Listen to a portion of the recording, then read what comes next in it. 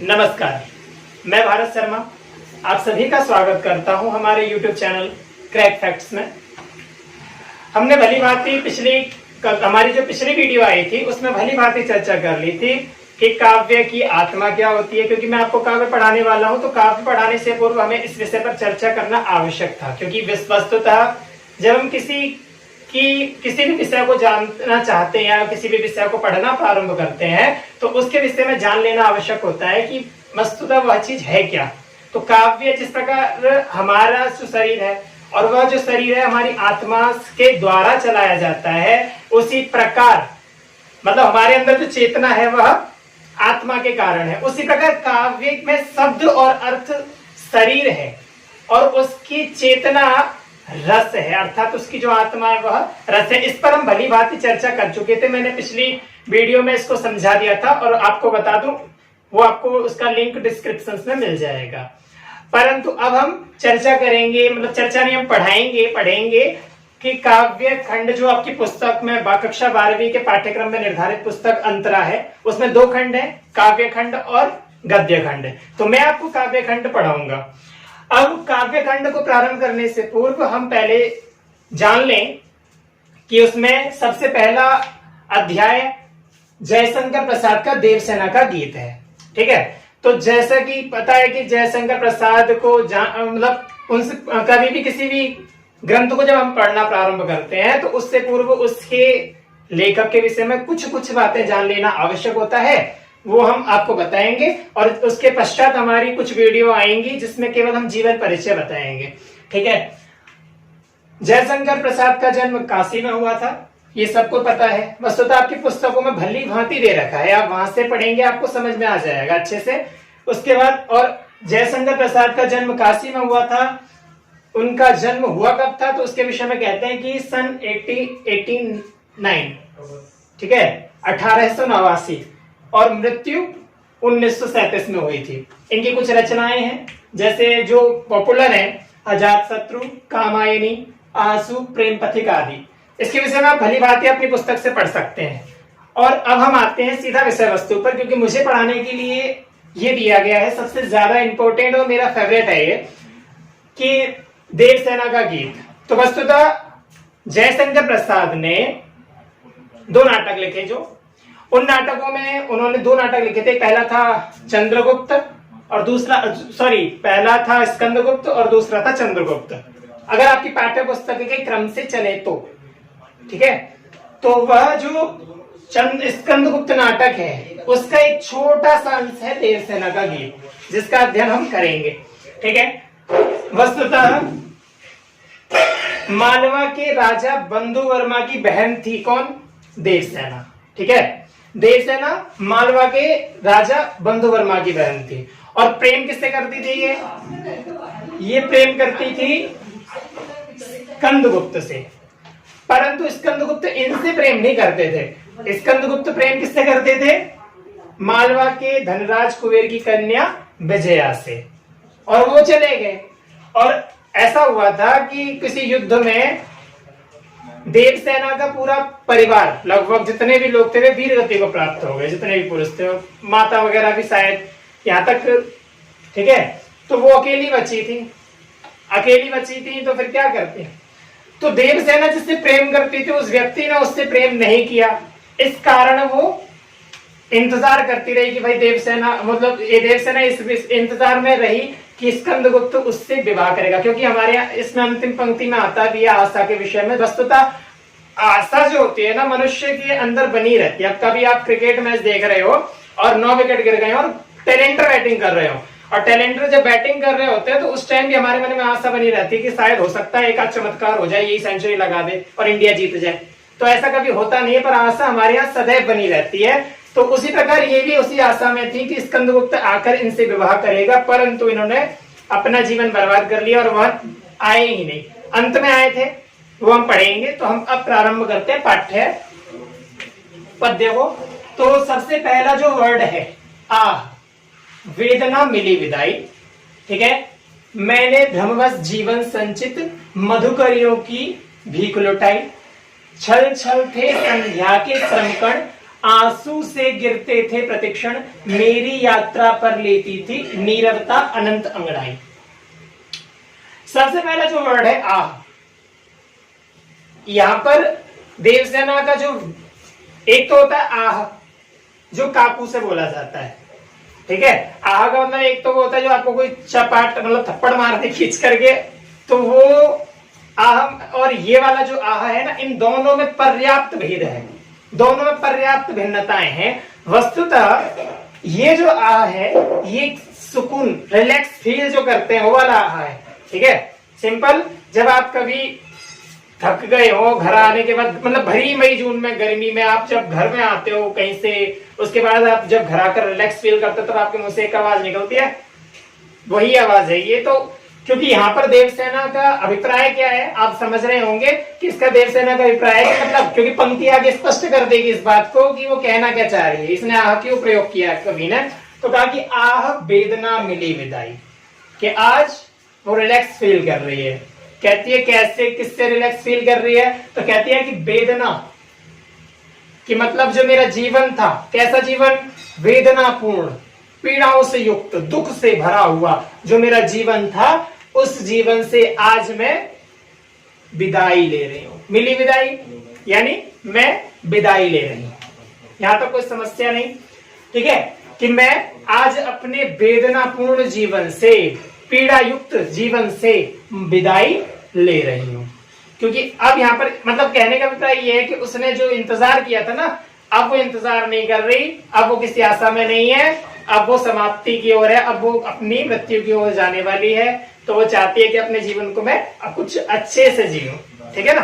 तो वो चाहती है, तो इसलिए कहा कि आह वेदना मिली विदाई, कि मैं अपने जीवन से पीड़ा, जो पीड़ा से युक्त था ऐसा वह जीवन, उस जीवन से मैं विदाई ले रही। अब कहा कि मैंने भ्रमवश जीवन संचित, कहा कि मैंने इस भ्रम में पढ़कर, मैंने भ्रमवश कि मैंने इस भ्रम में पढ़कर जीवन संचित, जीवन में एकत्रित की हुई, संचित माने एकत्रित की हुई, ठीक है। कहा कि मैंने इस जीवन में, माने मैंने अपने इस जीवन में इस भ्रम में पढ़ करके, किस भ्रम में पढ़ करके, कि स्कंदगुप्त आएगा और मुझसे विवाह करेगा, मैं उनके साथ अपना जीवन बिताऊंगी। अच्छा यहां ध्यान देना कि किसी भी स्त्री का जो सब कुछ होता है ना, वो होता है उसका पति, प्रियतम, प्रेमी, ठीक है। लेकिन जब वो ही साथ नहीं होगा तो वो किसके लिए श्रृंगार करेगी, किसके लिए क्या करेगी, कुछ नहीं करती ना। आपने देखा होगा जो विधवा लोग होते हैं वो वस्तुतः इतना ध्यान नहीं देते अपने आप पर। पहले तो हमारे यहाँ संसार में मतलब कुछ प्रथाएं ऐसी हैं कि विधवा का श्रृंगार ही नहीं होता। यद्यपि अगर करने का मन भी करेगा ना तो वो नहीं करेगी, क्योंकि उसका मन ही नहीं करेगा। क्योंकि कोई भी स्त्री जब श्रृंगार इत्यादि करती है वो अपने पति के लिए करती है, प्रेमी के लिए करती है, ठीक है। तो कहा कि मैंने भ्रमवश जीवन संचित, कि मैंने इस भ्रम में पढ़ करके, किस भ्रम में, कि स्कंदगुप्त आएंगे और मुझसे विवाह करेंगे, मैं उनके साथ जीवन बिताऊंगी। जीवन में संचित की हुई खुशियां, कौन सी खुशियां, कि भाई स्कंदगुप्त मुझसे विवाह करेंगे। तो कहा कि मधुकरियों की भीख लुटाई, कि मैंने जितने भी मेरे मीठे स्वप्न थे, मधुकरी थे, जितने भी मेरे मीठे स्वप्न थे कि मैं उनके साथ घूमूंगी, झूला झूलूंगी। उस टाइम तो यही हुआ करता है, आजकल तो कहते हैं कि डिस्ट्रिक्ट सेंटर घूमने जाऊंगी, बंगला साहिब गुरुद्वारा घूमने जाऊंगी, एक्सेट्रा एक्सेट्रा, बहुत सारी जगह हैं। तो उस टाइम में कहा कि मैं झूला झूलूंगी सावन के मौसम में, वगैरह वगैरह जो भी चीजें हुआ करती थी वे, कहा कि मैंने भीख रूप में, मानो अपने सुंदर जितने भी लम्हे थे, जितने भी क्षण थे, उन सबको मैंने लुटा दिया भीख रूप में। यहां तक कोई समस्या नहीं है। अब फिर चलते हैं आगे। यहां तक कोई समस्या यदि किसी को हो तो आप कमेंट में डाल सकते हैं। छल छल थे संध्या के श्रम कण, आंसू से गिरते थे प्रतिक्षण। ये जो पंक्ति है वस्तुतः यह उपमा अलंकार की पंक्ति है। उपमा अलंकार का सामान्यतया आपको बता दूं कि उपमा अलंकार होता है क्या है, कि जैसे सादृश्य जहां हो, संबंध होता है वहां उपमा अलंकार होता है। जैसे मुख इव चंद्रमा, इव संस्कृत का वर्ड है कि मुख के समान, चंद्रमा के समान मुख, चंद्र इव मुख, कि चंद्रमा के समान मुख। तो चंद्रमा के समान मुख किसका है? तो यहाँ पर उपमा है कि चंद्रमा के समान जिसका मुख है, अर्थात जिस प्रकार चंद्रमा उसके समान मुख वाली वह नायिका, ठीक है। तो यहाँ उपमा अलंकार है। तो वस्तुतः इस पंक्ति में भी उपमा अलंकार है। अब उपमा अलंकार कैसे हम इसको एक्सप्लेन करेंगे? तो कहा कि छल छल थे संध्या की श्रम कण। अच्छा, छल छल जो है पसीने की आवाज के लिए है, ठीक है। पसीने की आवाज, जब पसीना बूंद मिट्टी पर टपकती है तो वो मिट्टी जो सूखी होती है वो एकदम, जैसे आप कभी पानी छिड़कोगे सड़क पर पे तो वो पानी दूर। छल छल थे संध्या के श्रम कण, आंसू से गिरते थे प्रतिक्षण। ये पंक्ति उपमा अलंकार की है, ठीक है। तो आपको मैंने बताया कि उपमा अलंकार होता कैसे है कि उपमा अलंकार दो सादृश्य चीजें जिन मतलब समानता जिनमें हो ऐसी चीजों के बीच होता है। जैसे मुख, चंद्र एवं मुख, कि चंद्रमा के समान मुख वाली, ठीक है। तो चंद्रमा के समान जिसका मुख है, ठीक है, तो कैसे मुख वाली? चंद्रमा के समान। तो यहाँ पर उपमा अलंकार कि चंद्रमा से उपमा दी जा रही है किसको? नायिका के मुख को। तो उसी प्रकार ये पंक्ति भी उपमा अलंकार से युक्त है। यहाँ पर क्या है कि छल छल थे जो संध्या के श्रम कण, आंसू से गिरते थे प्रतिक्षण। इन दोनों पंक्तियों में परस्पर संबंध है, उपमा अलंकार का प्रयोग है क्योंकि। तो कहते हैं, अब यहाँ ध्यान देना कि ये जो छल छल शब्द है, वस्तुतः छल छल शब्द का अभिप्राय क्या है, ठीक है। छल छल शब्द का अभिप्राय है, ये ध्यान देना कि भाई अब अभी आप घर में हो, घर से पानी मम्मी ने कहा घर के बाहर बाल्टी छिड़क दो, तो ठीक है आपने पूरी बाल्टी भर ली। अब मेरी तरफ, मैं तो बहुत ज्यादा कमजोर हूं, आप लोग अगर बाहुबली है फिर भी आप उस बाल्टी को उठा करके जब आप घर के बाहर जाओगे लेकर के ना, तब भी वो पानी छलकेगा क्योंकि उसमें इतना हिस्सा वो खाली रह ही जाता है। आप पूरी बाल्टी कहीं भर के ले जाओगे नहीं, कीचड़ हो जाएगी, है ना। तो वो जो जब आप बाल्टी बाहर ले जाते हो और बाल्टी बाहर ले जाते समय जब छलकता है ना, उसको कहते हैं छलकना। तो वस्तुतः छल छल थे संध्या के श्रम कण। अब यहां ध्यान देना पूरी पंक्ति का कि कोई व्यक्ति, पहला एक अर्थ है कि कोई व्यक्ति श्रम कण माने श्रमिक के कण माने श्रम की बूंदें, श्रम से किए हुए, श्रमिक के द्वारा किए गए श्रम से, ठीक है। ध्यान देना, एक एक पंक्ति धीरे धीरे बता रहा हूं, ठीक है। श्रम माने श्रमिक के द्वारा किए गए परिश्रम से युक्त पसीना, ठीक है, कण, श्रम कण पसीने से युक्त, अर्थात पसीने, ठीक है। वो कैसे थे पसीना? तो कहा कि छल छल, परस्पर बूंद की तरह गिर रहा था, छलक रहा था। जिस प्रकार आप बाल्टी, जैसे मान लो कि कभी बाल्टी से आप पानी ले जा रहे हो, छलकता है ना, उसी प्रकार किसी श्रमिक के द्वारा किए गए श्रम से जो उत्पन्न पसीने की बूंदें होती थी, वह संध्या के समय निरंतर गिरती जाती थी। ये पंक्ति स्पष्ट हो गई। यदि किसी को समझ ना आए तो आप डिस्क्रिप्शन में डाल देना, ठीक है। अब दूसरी पंक्ति पे, जिस प्रकार श्रमिक अपना जब श्रम करता है और श्रम करने के पश्चात जब उसका पसीना संध्या के समय जब वो घर वापस जाता है तो वो पसीने से लथपथ होता है, ठीक है। उसी प्रकार आंसू से गिरते थे प्रतिक्षण, देवसेना के शरीर से निरंतर आंसू बहते, मतलब शरीर से क्यों, निरंतर उसकी आंखों से आंसू चलते रहते थे, ठीक है।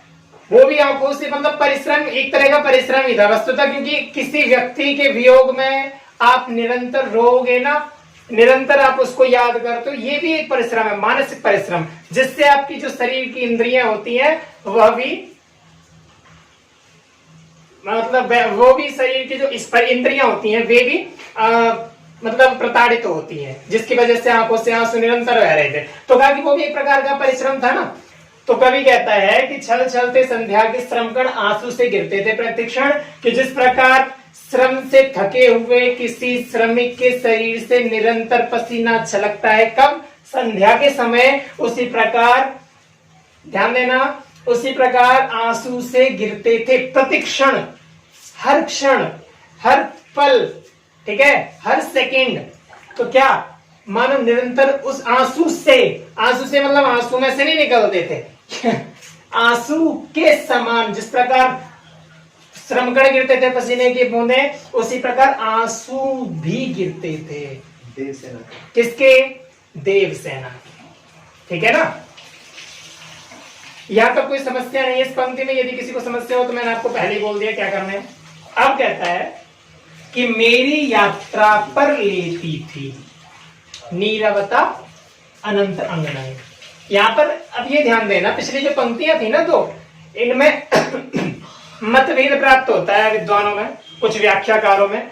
कुछ व्याख्याकार तो जो व्याख्या मैंने अभी की थी वही करते हैं, कुछ व्याख्याकार ये करते हैं कि देवसेना वस्तुतः उस आश्रम में रहा करती थी और वहां पर सेवा पान करती थी। ठीक है, और वो सेवा इत्यादि करती थी ना, तो वो झाड़ू पोंछा इत्यादि जो भी काम करती थी, उससे उसका जो पसीना उत्पन्न होता था वो निरंतर गिरता था और उसकी आंखों से बहता आंसू उसी प्रकार बहते थे जिस प्रकार उसके शरीर से पसीना बहता था। परंतु अर्थ आप ये शब्द सा अर्थ देखेंगे तो शब्द सा अर्थ यही निकलेगा जो अभी पिछली बार बताया, पिछला जो बताया था। ये अर्थ बिल्कुल नहीं है कि वो झाड़ू पोंछा इत्यादि करती थी, ऐसा करती थी, परंतु यहाँ पर वो अर्थ बिल्कुल लागू नहीं है। ठीक है, अब यहाँ पर पंक्ति अगले देखते हैं। कहता कि मेरी यात्रा पर लेती थी नीरवता अनंत अंगड़ाई। ये जो पंक्ति है ना, वस्तुतः हर व्यक्ति के जीवन में कभी भी लागू हो सकती है। क्यों? क्योंकि हमें हंसना हमारे ऊपर है, हम कब हंसते हैं कब नहीं। अब ऐसा भी नहीं है कि दुख हमारे जीवन में हमेशा रहता है। ठीक है दुख भी हमारे जीवन में हमेशा नहीं रहता, वो हमारे ऊपर निर्भर करता है कि कब हम उसको अपने जीवन में लाएं, कब। अच्छा एक बात बताओ, मैंने आपको जब कल रस पढ़ाए थे तो वहां पर ये बताया था कि हमारे अंदर संचार होता है रस का, बताया था ना। अब जब वहां ये बताया था कि रस का संचार होता है तो कंडीशंस क्या है। आप कितने आपने देखा होगा कि कई लोग होते हैं जो दुख में भी हंसते ही रहते हैं। जैसे आपने MBBS देखी है वो मूवी, उसमें डॉक्टर हंसता है, थेरेपी आजमाता है, खूब हंसता है जब उसे गुस्सा आता है तो। ठीक है ना, तो वस्तुतः हंसी वो जानबूझकर हंसने वाली है, लेकिन अपने आप को रिलैक्स फील करने के लिए हंसना आवश्यक होता है। तो ये नहीं है कि हमारे जीवन में दुख हमेशा रहेगा, यहाँ पर भी खुश हो सकती थी, परंतु इसने खुद अपने जीवन में दुख को अपनाया हुआ था। ये ध्यान रखना। सामान्यतः मनुष्य अपने जीवन में जो निर्धारित करता है वो उसके जीवन में सदैव बना रहता है। ठीक है, इसलिए लोग, इससे होता क्या है रोक दे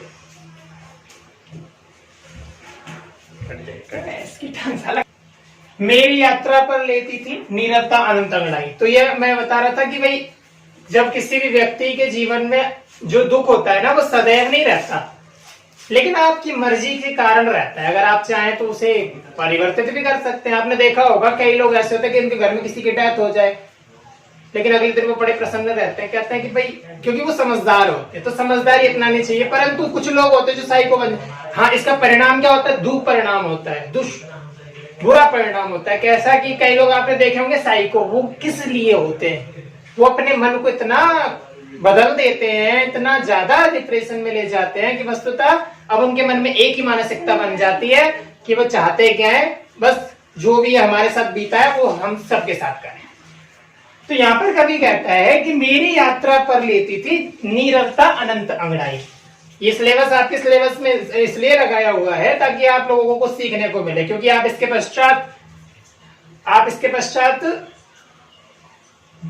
संसार का सामना करेंगे जो आपने अभी तक पूर्णतया देखा नहीं है, और आपको अकेले उस मैदान में उतरना है।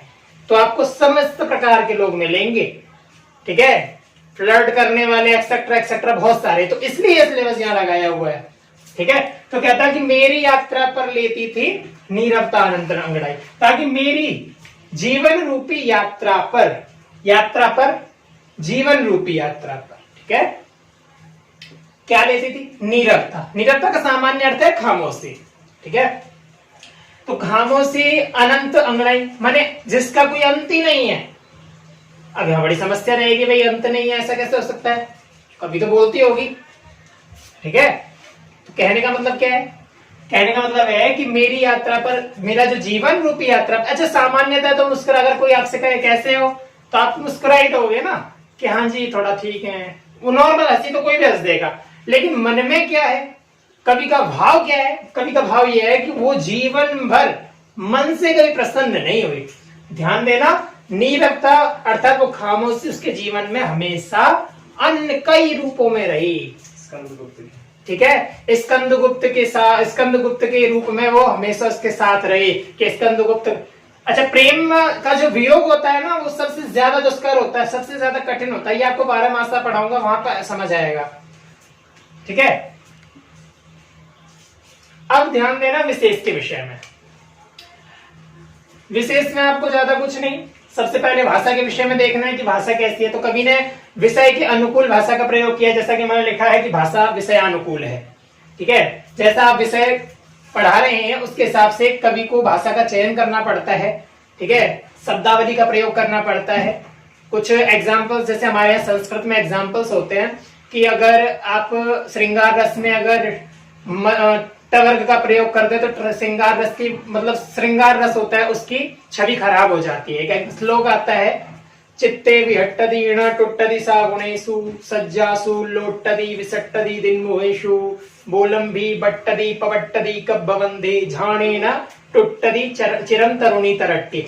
ये जो श्लोक है ये प्राकृत भाषा में, वस्तुतः संस्कृत की जो प्राकृत रही है, मतलब संस्कृत से प्राकृत हुई, उसके बाद हिंदी बनी, ऐसे। तो ये जो श्लोक है संस्कृत का काव्य का है और इसमें श्रृंगार रस का वर्णन है, परंतु टकार का ज्यादा प्रयोग है, इससे श्रृंगार रस की महत्ता खत्म हो जाती है। तो इसलिए यहाँ पर भी कवि ने शब्दावली का प्रयोग उचित रूप से किया है, इसलिए विषय के अनुकूल किया है। दूसरा, मैंने आपको ये पंक्तियां दोनों स्पष्ट रूप से बता दी थी कि आंसू से गिरते थे प्रतिक्षण। ठीक है, इसमें उपमा अलंकार क्यों है? क्योंकि उसका जिस प्रकार ऊपर वाली पंक्ति है उसी के प्रकार से नीचे वाली पंक्ति का भी अर्थ आता है। ठीक है, अब कहा कि छल छल में पुनरुक्ति प्रकाश अलंकार है, मतलब पुनरुक्ति का मतलब है पुनः उक्ति, माने एक ही बार शब्द को, पद को बार बार दोबारा कह देना, पुनः उक्ति। ठीक है, इसलिए पुनरुक्ति प्रकाश अलंकार मतलब दूसरे बार प्रकाश डाल देना। नीरवता का मानवीकरण किया गया, खामोशी को उसने जीवन रूप में बताया ना कि मेरे जीवन रूपी रथ पर खामोशी हमेशा मेरे साथ रही। तो साथ कौन रह सकता है? ठीक है, करुण रस का वर्णन है। हाँ, यहाँ पर ये ध्यान देना कि श्रृंगार रस का वर्णन तो है, परंतु मूल रूप से यहाँ करुण रस का वर्णन है। वियोग श्रृंगार, जो विप्रलंब श्रृंगार मैंने कल बताया था, वह नहीं है। क्योंकि विप्रलंब श्रृंगार कब होता है? जब पति वियोग में चली जाती, पति के वियोग में जाती। यहाँ पर क्या है? ये केवल रो रही है और याद करके अपने जीवन को बिता रही है अच्छे से। ठीक है, उसके बाद शब्दावली का प्रयोग कैसा है कि तत्सम और तद्भव शब्दों का प्रयोग किया है। तत्सम शब्द वे होते हैं जो संस्कृत से एज इट इज उठा लिए जाते हैं। ठीक है, और तद्भव शब्द वे होते हैं केवल जिनका अर्थ संस्कृत में से ग्रहण कर लिया जाता है। श्रमित स्वप्न की मधुमाया में, गहन विपिन की तरुछाया में, पथिक उनीदी श्रुति में किसने यह विहाग की तान उठाई। लगी सतृष्ण दीप्ति सबकी, रही बचाए फिरती कब की, मेरी आशा आह बावली तूने खो दी सकल का।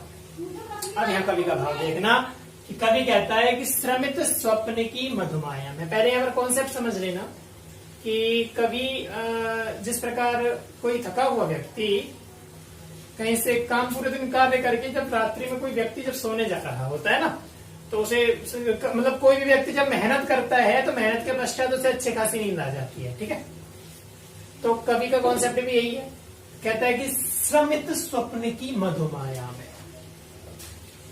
श्रमित का प्रयोग किया है तो कहा कि ऐसे, तो कहा कि पथिक, किसी पथिक पथ पर चलते हुए श्रमित, श्रमिक के, कैसे? स्वप्न की मधु, कैसा श्रमित? कि जो स्वप्न की मधुमाया में अर्थात रात्रि में थक हार कर सो गया है। कहां सोया हुआ है? गहन विपिन की तरुछाया में। तो कहा कि घने, विपिन माने जंगल की, वृक्ष, जंगल में वृक्ष के नीचे, वृक्ष की छाया में, वृक्ष की रात्रि में छाया तो नहीं हो सकती ना, लेकिन वृक्ष के नीचे से अभिप्राय है छाया से का कि वृक्ष के नीचे सोया हुआ है। तो क्या अब यहाँ पर दूसरा एक अर्थ और फिर कहा कि पथिक उनीदी श्रुति में किसने यह विहाग की तान उठाई। तो कहा कि पथिक,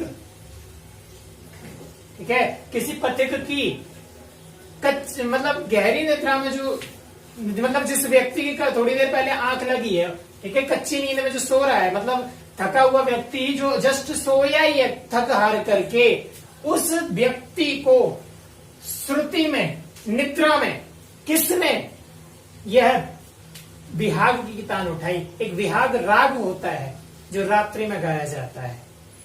तो उसके बीच, उसके कान पर बैठकर जो व्यक्ति थका हुआ है, पूरे दिन जिसने परिश्रम किया है और घने जंगल में घर जाते समय थकावट के कारण उसने कहा कि भाई मैं लेट जाऊं, तो वो लेट गया। अब लेटने के बाद यदि अचानक से कोई आकर के, जैसे ही वो लेटा, हल्की उसकी आंख लगी, पूरी नींद कच्ची नींद में यदि कोई व्यक्ति आकर के उसके बैठकर कान पे तानपुरा लेकर के राग गाने लग जाए तो उसे कितना क्रोध आएगा। सेम हालत अब यही पंक्तियां किस पर लागू होती हैं? देवसेना पर। ध्यान देना कि जिस प्रकार देवसेना ने क्या किया, जिस प्रकार ये सब कॉन्सेप्ट हुआ, क्या हुआ कि भाई कोई व्यक्ति था जो थका हारा था, और थका हारा व्यक्ति था, ठीक है, और वो थका हारा व्यक्ति क्या कर रहा था कि थक हार करके किसी घने जंगल में वृक्ष के नीचे सो गया था, और अचानक से आकर के उसके कान पर किसी ने तानपुरा बजा करके विहाग राग गा दिया, रात्रि में गाया जाने वाला राग गा दिया। अब यहाँ पर कॉन्सेप्ट लगा लो कि ये हुआ किस प्रकार से, ये उसी प्रकार हुआ जिस प्रकार, अब यहाँ ध्यान देना, पहले उसका अर्थ ले लेते हैं देवसेना का। तो देवसेना जब अपने जीवन से संतुष्ट हो गई थी, मतलब अब समाप्त शांति में रहना चाहती थी, ठीक है, जब वो शांति में रहने का निश्चय कर चुकी थी, जीवन के पूरे जीवन भर उसने इंतजार किया था स्कंदगुप्त का, परंतु स्कंदगुप्त आया नहीं, और जब उसने आशा छोड़ दी कि अब स्कंदगुप्त नहीं आएगा, जैसे, तो ये हुआ किस प्रकार से, जैसे वो सोया ही था और उसको किसी ने जगाया, राग गाया। सेम उसी प्रकार यहाँ पर क्या हुआ कि स्कंदगुप्त आया था, क्योंकि जैसे उसने अपना त्यागने का निर्णय किया कि अब मैं किसी का इंतजार नहीं करूंगी, अब मैं अपना जीवन एकांत जीना चाहती हूँ, जैसे उसने ये निश्चय किया उसी पल स्कंदगुप्त वापस आ गया, और वापस आने के पश्चात उसके सामने प्रेम का प्रसंग रख दिया। तो देवसेना को कैसा लगा, जैसे किसी श्रमित माने थके हुए, श्रम करते हुए व्यक्ति की थकावट, कोई व्यक्ति थका हुआ है और उसकी वो जस्ट घने जंगल की किसी वृक्ष की छाया में लेटा है, और उसको मानो किसी ने उसके कान पर, ठीक है, उसके कान पर मानो किसी ने विहाग राग गा दिया। कि देवसेना को जैसे देवसेना के जीवन, देवसेना शांत रहना, सामान्यतः भाव ये है कि देवसेना जब अपने जीवन में अपना जीवन शांत बिताना चाहती थी, उसी वक्त जब स्कंदगुप्त उसके जीवन में वापस आया तो मानो उसे कैसा लगा कि जैसे किसी थके हुए व्यक्ति के स्वप्न, और कैसा व्यक्ति जो स्वप्न में थकावट के कारण किसी वृक्ष के नीचे हल्की सी नींद में लेटा हुआ है, और उसी वक्त उसके मानो किसी ने कान पर आकर के तानपुरा बजा दिया हो। ऐसा देवसेना को कब लगा, जब उसके पास स्कंदगुप्त वापस उसके सामने प्रेम का प्रसंग वापस रखने के लिए आया। ठीक है, ये थोड़ी उलझाने वाली पंक्तियां हैं, इसको आप 2-3 बार अच्छे से पढ़ लें, और अगर समझ ना आए तो आप बता दें, ठीक है। फिर एक बार और इसको डिस्क्रिप्शन में इसको हम लिख करके इसकी डाल देंगे व्याख्या, ठीक है ना। लगी सतृष्ण डीठ थी सबकी, अब कभी कहता है। अब यहाँ पर देवसेना, ये वाली पंक्तियां जो हैं इनकी हम व्याख्या डिस्क्रिप्शन में डाल देंगे, क्योंकि ये थोड़ी उलझाने वाली पंक्तियां हैं वस्तुतः। फिर भी मैंने पर्याप्त परिश्रम किया आपको समझाने के लिए। फिर भी अगर समझ ना आए तो आप हमें बता दें कमेंट में। अब कहता है कि लगी सतृष्ण डीठ थी सबकी, ठीक है, लगी सतृष्ण डीठ थी सबकी। डीठी मानी होती है प्यास, सतृष्ण होती है प्यास से युक्त, ठीक है, प्यासी। डीठ माने निगाहें। अभी ध्यान देना कि कोई भी जब सामान्य लड़की, ठीक है, कोई भी सामान्य लड़की जब बिना विवाहित, जो अभी यौवन से युक्त है, और जब वो यौवन से युक्त है तो क्या बस वस्तुतः घूमती रहेगी, या फिर लोगों की नजर तो उस पर पड़ेगी ना, ऐसा तो है नहीं ना, क्योंकि जिसका विवाह नहीं हुआ उस पर कोई दृष्टि तो डालेगा। तो कभी कहता है कि मतलब देवसेना अपनी भाषा में अपना भाव कह रही है कि लगी सतृष्ण डीठ सबकी, कि सबकी प्यासी निगाहें, जो व्यक्ति उससे विवाह करने की इच्छा रखते थे उन सब की प्यासी निगाहें उसके यौवन पर लगी रहती थी। विवाह करने के लिए उससे लोग तैयार थे, परंतु उसने विवाह नहीं किया। और वो क्या कहती थी कि वो स्कंदगुप्त के लिए अपने यौवन को बचा रही थी। तो कैसे बचा रही थी का कि रही बिचाए बचाए फिरती कब की, और मैं कब से उस यौवन को किसके लिए बचा रही थी, बचाती फिर रही थी। किसके लिए? यौवन को बचा रही थी वो स्कंदगुप्त के लिए। लेकिन फिर कहती है कि मेरी आशा आह बाबली। अब यहां पर जो आह का प्रयोग किया है ना, यहां पर वो काकू है ऐसे वाला। मेरी जो आशा है ना, उस आशा के चक्कर में, उस बावली आशा को ध्यान में रखते हुए, उस बावली आशा के कारण क्या कहा कि मैंने अपने जीवन की, तूने का मतलब मैंने, ध्यान देना यहां, कहा कि आशा से कह रही है कि मेरी आशा आह बावली, अरे आशा तेरे चक्कर में मैंने, अर्थात तूने क्या खो दिया, तूने खो दी सकल कमाई। की मेरे जीवन में जितना जो भी कुछ मैंने अपने स्वप्न देखे थे, जो भी मैंने अपने जीवन को बिताने के लिए स्वप्न देखे थे, उन सबको तूने लुटा दिया, खो दिया, समाप्त कर दिया। ठीक है, अब यहां ध्यान देना, ये पैराग्राफ आसान, ये जो पंक्तियां थोड़ी बहुत ये तो आसान है, परंतु ये चार हैं जो उलझाती हैं बच्चों को अक्सर। मैंने भरपूर प्रयास किया है, फिर भी आप अगर 2-4 बार सुनेंगे तब आपको समझ में आ जाएगी। और यद्यपि न भी समझ में आए तो आप कमेंट डाल देना, हम इसकी व्याख्या वैसे हम इसकी व्याख्या हम डिस्क्रिप्शन में डाल देंगे। अब ध्यान देना कि श्रमित स्वप्न में अनुप्रास अलंकार है, ठीक है, और स्वप्न का मानवीकरण अलंकार का रूप में प्रयोग किया गया है। आशा और आह में अनुप्रास अलंकार है, ठीक है। इसके बाद ये जो पंक्तियां हैं, इनमें परस्पर उपमा अलंकार का प्रयोग है, ठीक है। लोग दे हो गया। चढ़कर मेरे जीवन रथ पर, प्रलय चल रहा अपने पथ पर, मैंने निज दुर्बल पदबल पर उससे हारी होड़ लगाई।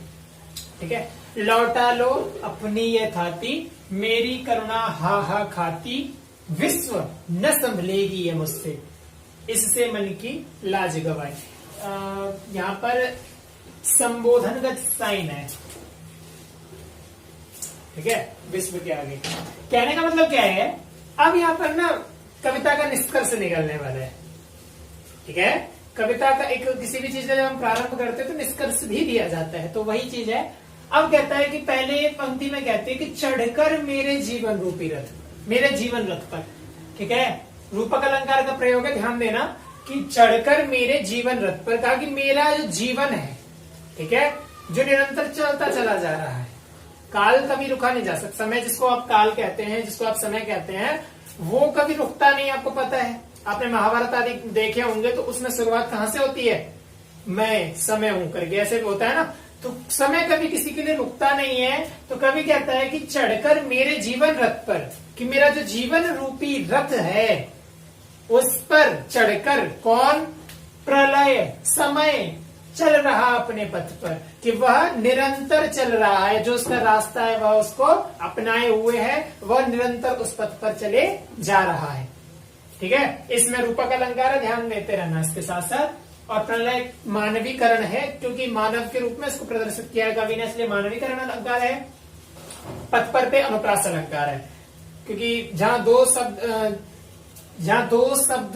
से अधिक शब्द, जहां से मतलब दो से अधिक ऐसे शब्द आ जाए जिनकी शुरुआत एक वर्ड से शुरू हो रही हो, वहां अनुप्रास अलंकार होता है। उसको मैं अलंकारों को हम बाद में बता देंगे।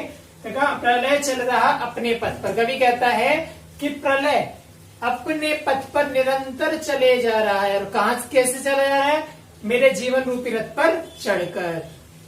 यहां तो कोई समस्या, कहा कि मैंने निज दुर्बल पदबल पर, कहा कि मैंने, निज माने अपने, दुर्बल जिन में जान ही नहीं है, जिनमें जरा सी भी जानब बची नहीं है, कि ऐसे उन पद माने पैरों के बल पर, वस्तुतः यहाँ पर कहने का भाव है कि मैंने उन पैरों के बल पर जिनमें जान ही नहीं बची है, अपने उन पैरों के बल पर किससे हारी होड़ लगाई, मतलब रेस लगाए जा रही हूं मैं, होड़ लगाए जा रही हूं कि मैं भी समय से पीछे नहीं हटूंगी, हार नहीं मानूंगी। कहने का मतलब है कि उससे हारी होड़ लगाई, उससे, किससे, समय से, प्रलय से, कहा कि उससे। और कैसी होड़ लगाई, कि हारी हुई, कि मुझे पता है कि मेरी इस होड़ में हार निश्चित है, फिर भी मैं उस होड़ को लगा रही हूं, अर्थात उससे कंपटीशन कर रही हूं।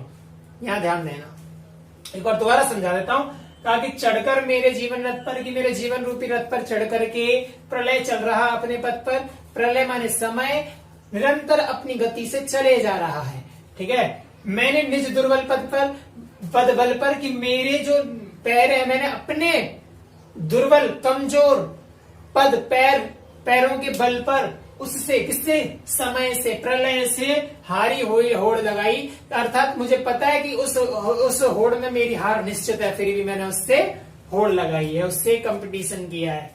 अब कवि कहता है, यहां पर अनुप्रास अलंकार था, अब लौटा लो भी जो पंक्ति, इसमें भी अनुप्रास अलंकार है। कहता है कि लौटा लो अपनी यथाति। अब यह निष्कर्ष आता है, जहां पर हमने बात की थी ना कि प्रसंग की देवसेना के सामने प्रसंग रखता, जो पिछले पैराग्राफ जिसमें आप कंफ्यूज हो गए थे, या मैं खुद भी कंफ्यूज हो गया था, ध्यान देना समझाते समय थोड़ी कंफ्यूजन रहती है उस पैराग्राफ में, और मेरे साथ ही नहीं अच्छे अच्छे लोगों के साथ हो जाती है। तो कहता है कि लौटा लो अपनी यह थाती, कि उसने वहां पर प्रसंग जब वो अपने जीवन का अंत करने जा रही थी, मतलब अपने जीवन को अब सुकून से जीने का जब उसने निर्णय किया, तभी अचानक से चंद्रगुप्त ने उसके सामने प्रेम का प्रसंग दोबारा से रख दिया। और जब उसने प्रसंग रख लिया ना, तो उसी प्रसंग को कहते हैं कि वो जो प्रेम प्रसंग है, अर्थात जो तुम्हारा प्रेम इतने दिनों से मैंने संजो के रखा था और अब मैं उसको त्याग चुकी हूं, तब उसे आप मुझे वापस कर रहे हो ना, मतलब दोबारा से उसे मुझे देने आ रहे हो। तो कहा कि ना, मुझे नहीं चाहिए।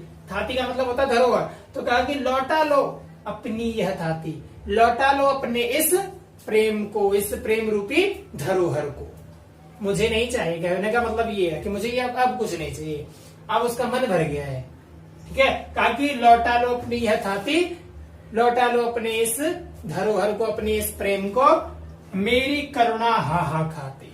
मेरी जो करुणा है, मैंने आपको बताया था कि मेरे अंदर जो संचार हो रहा है ना करुण रस का, तो कहा कि मेरी जो करुणा है वह हाहाकार मचा रही है, विश्व न संभलेगी ये मुझसे। कहता कवि कि विश्व माने संसार साक्षी है, सब ने जाना है कि मैंने कितने दिन तुम्हारा इंतजार किया था, पर अब मुझसे यह तुम्हारा प्रेम नहीं संभलेगा। इससे मन की लाज गवाई, इससे मन की लाज गवाई। अब कहता है कि इससे, अगर मैं इस उम्र में आने के बाद जब मैंने इसका समापन कर दिया है, मैंने इसको त्याग दिया है, अब बुढ़ापे में यदि मैं आपसे आपके इस प्रेम को ग्रहण करती हूँ, जिसको मैंने अभी त्यागा था कुछ दिन पहले, और अब अचानक से अब जब मेरी उम्र बीत चुकी है और अब मैं इस प्रेम को यदि मैं तुम्हारे एक्सेप्ट करती हूँ, तो दुनिया मुझ पर हंसेगी, दुनिया मेरा तिरस्कार करेगी। इसलिए अब मेरे मन में ये बात सोच करके भी मन में लाज नहीं आती। मन का मतलब लाज गवाने का मतलब है कि मन में अब लाज मतलब है ही नहीं उस प्रेम के प्रति, जरा सा भी लज्जा आती है।